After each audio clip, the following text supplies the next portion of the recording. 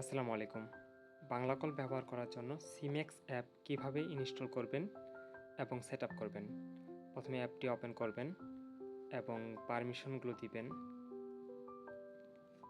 তারপর আপনার নাম বা বাংলা কল লিখবেন। শিপ ইউজারে আপনার ইউজার নেম বা আইপি নাম্বারটা লিখবেন। তারপর আপনার যে পাসওয়ার্ডটা আছে সেটা লিখবেন। এটা অ্যাপসের পাসওয়ার্ড বা শিপ ইউজারের পাসওয়ার্ডটা হবে। তারপর আপনাকে সার্ভার দিতে হবে ship.amarip.net দেওয়ার পর এন্টার করবেন। এন্টার করলেই আপনি অ্যাপটা প্রবেশ করতে পারবেন এবং অনলাইন দেখাবে।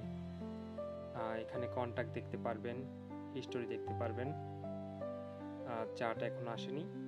এখন মোর অপশন থেকে আপনার অ্যাকাউন্ট ডিটেল দেখতে পারবেন।